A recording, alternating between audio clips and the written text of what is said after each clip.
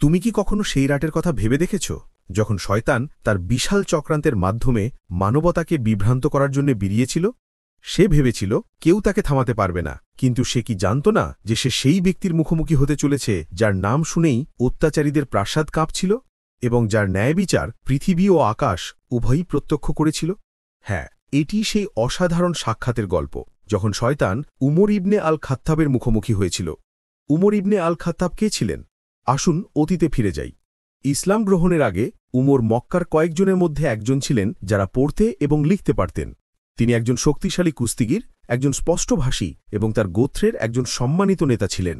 যখন ইসলামের আলো ছড়িয়ে পড়তে শুরু করে তখন উমর তার সবচেয়ে তীব্র প্রতিপক্ষদের একজন হয়ে ওঠেন। তার ক্রোধ এবং কঠোরতা প্রাথমিক মুসলিমদের জন্য এক বিরাট পরীক্ষা ছিল, কিন্তু যখন আল্লাহ কাউকে পথ দেখাতে চান তখন কেউ তার পথে দাঁড়াতে পারে না। সেই উমর যিনি একবার হাতে তরবারি এবং হৃদয় হত্যা নিয়ে নবী মুহাম্মদ সাল্লাল্লাহু আলাইহি ওয়াসাল্লামকে হত্যা করার জন্য বেরিয়েছিলেন, তিনি তার বোনের বাড়িতে কোরআনের আয়াত শুনে শেষ পর্যন্ত শেষ হয়ে যান। তার পাথরের মতো হৃদয় গলে গেল। মুসলমানদের জন্য নির্ধারিত তরবারিটি ঈমানের সঙ্গী হয়ে উঠল যখন উমর ইসলাম গ্রহণের জন্য দারুল আরকামে ছুটে গেলেন। এই মুহূর্তটি ইসলামের ইতিহাসে এক গুরুত্বপূর্ণ মোড় হিসেবে প্রমাণিত হয়েছিল। উমরের আগে মুসলমানরা গোপনে নামাজ আদায় করতেন। তার আগমনের সাথে সাথে সব কিছু বদলে গেল। তিনি ঘোষণা করলেন, হে আল্লাহর রসুল, আমরা যদি সত্যির ওপর থাকি তাহলে আমাদের ভয় কেন? সেই দিন ইতিহাস প্রথমবারের মতো মুসলমানদের প্রকাশ্যে কাবাঘরে নামাজ আদায় করতে দেখেছে। এবার আসুন এই ভিডিওর কেন্দ্রবিন্দুতে ঘটনাটি দেখি। এই ঘটনাটি সহিহ বুখারী এবং সহিহ মুসলিমের মতো হাদিসের সবচেয়ে নির্ভরযোগ্য গ্রন্থে উল্লেখ করা হয়েছে। দৃশ্যটি কল্পনা করুন। মদিনার একটি শান্ত গলি।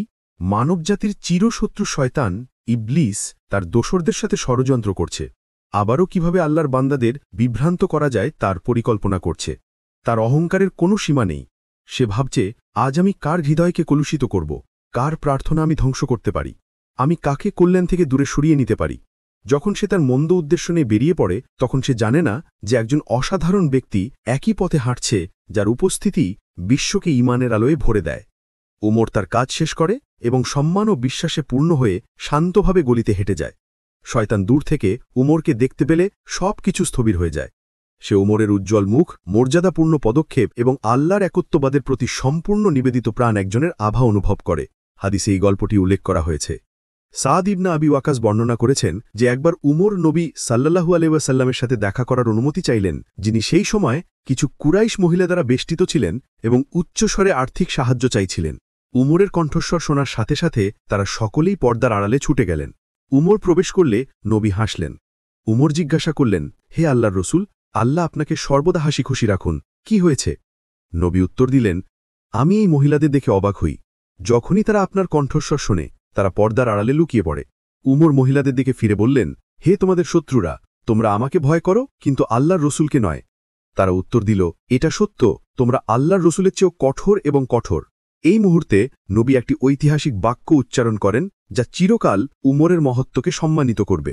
হে খাত্তাবের পুত্র, যার হাতে আমার প্রাণ, সেই সত্তার শপথ, যখনই শয়তান তোমাকে কোনো পথে চলতে দেখে তখনই সে অন্য পথ বেছে নেয়। সহিহ আল বুখারী হাদিস নম্বর 3683। এটা প্রশংসার চেয়েও বেশি কিছু ছিল। এটা ছিল একটি সাক্ষ্যত। আল্লাহর প্রিয় নবী তার মহান সাহাবীর ব্যতিক্রমী অবস্থার সাক্ষ্য দিয়েছিলেন। শয়তান এতটাই ভীত ছিল যে সে উমরের যে কোনো পথ এড়িয়ে চলত। প্রমাণ করে যে উমরের হৃদয় কতটা বিশ্বাস এবং পবিত্রতায় পরিপূর্ণ ছিল যে শয়তান কাছে যেতে সাহস করেনি। অপমানের ঝুঁকি নেওয়ার পরিবর্তে শয়তান কেবল চলে গেল। এই গল্প থেকে আমরা কি শিখতে পারি? দয়া করে আমাদের চ্যানেলটি সাবস্ক্রাইব করুন এবং এই ভিডিওটি লাইক করতে ভুলবেন না।